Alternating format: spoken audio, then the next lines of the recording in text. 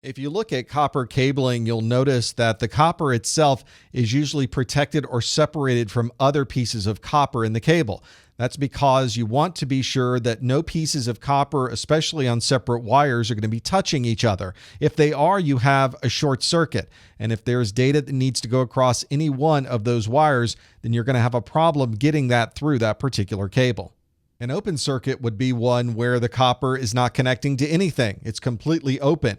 If a wire was cut, for instance, you would have an open circuit. In either of these cases, you may have interruption of the signal, especially in the case of an open circuit. And with a short circuit, it may be something that's intermittent. So sometimes the signal might get through and then the cable is moved and the circuit is shorted, and then you might have problems communicating. These opens and shorts can be difficult to find because it might only be open or short-circuited if the cable is moved in a particular way. So you may have to wiggle the cable around a little bit and see if you can recognize when this particular signal interruption is occurring. The common repair for an open or a short would be to simply replace the cable. You could, of course, open the cable, try to identify where in the cable the short circuit is occurring or where the open happens to be, and perform some type of repair to the copper itself. But that's very time consuming, and it may be a much better use of your time to simply pull the cable out and replace it with something brand new. If you are interested in finding exactly where this open or short might be, then you could use something like a time domain reflectometer or a TDR. You usually don't have the cable all at one place like you do in this picture. Usually you would put the TDR large unit itself on one end of the cable. The other end might be on the other side of a room. So you would put the other piece of the TDR on that side and run your tests. And the TDR will tell you exactly how far down the cable you happen to have a short or an open. So at that point, you should be able to determine if you need to only simply change out a connector on the end or if the problem happens to be in the wall halfway down this run. These cables are the foundation of your network, so it's important that you follow the standards very closely. And if you are installing a lot of cable, it's a very good idea to test the entire installation before you put anything online into production. It also helps to have a good cable mapping device or a TDR so that you can confirm exactly what pins are connected to what pins on the other side. And you can then verify that you're able to get a good connection no matter what devices you have on both sides of that cable. If you're installing a large network, you may want to get a specialist who has done a lot of network installations, who has the right equipment and the right knowledge to install the network perfectly the first time.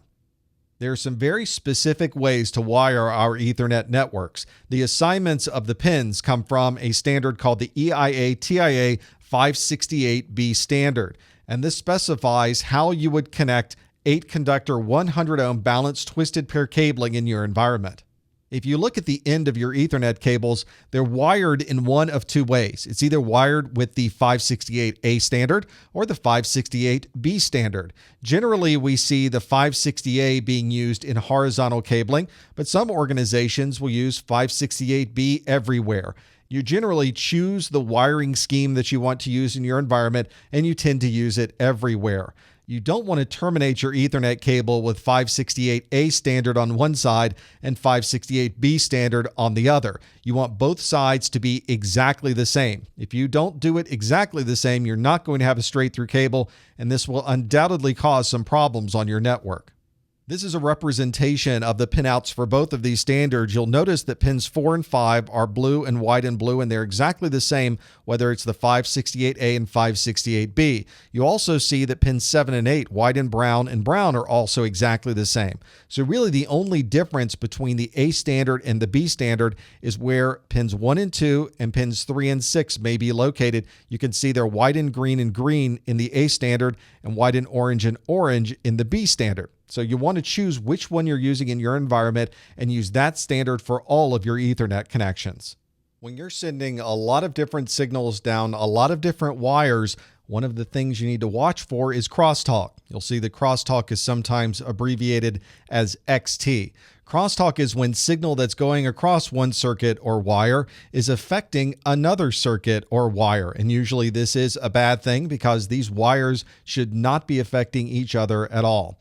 You can think of crosstalk as a leaking of signal between one wire and another. If you have analog information going across, you can sometimes hear the leaking of the signal from one wire to the other. You can measure the exact amount of crosstalk with a good cable tester or time domain reflectometer. You may need a little bit of training for devices like this, but it can provide you with a lot of detail of exactly how much crosstalk is in your environment. We're often concerned with two types of crosstalk. One is the near-end crosstalk. This is how much interference you're getting between all of the wires that are closest to you on the near end. The other type of crosstalk you'll be interested in knowing about is the far-end crosstalk. How much crosstalk is there once the signal gets all the way to the other side? Crosstalk problems are usually related to the wiring, and it's often related to the connector that we've crimped onto the end of the wire. The twists that are in our twisted pair cabling help minimize crosstalk, so we need to keep those twists in the wire until the last possible moment where we are either punching it down or crimping it to a connector. You can see here, this is not what happened with this connector. We have straightening of the wires well before it gets inside of the connector itself. You might also want to consider using a cable where the wires are farther apart from each other, like category 6A. And ultimately, you want to be sure to have the right equipment so you can certify the cabling that you're installing and you're minimizing the amount of crosstalk on the wires.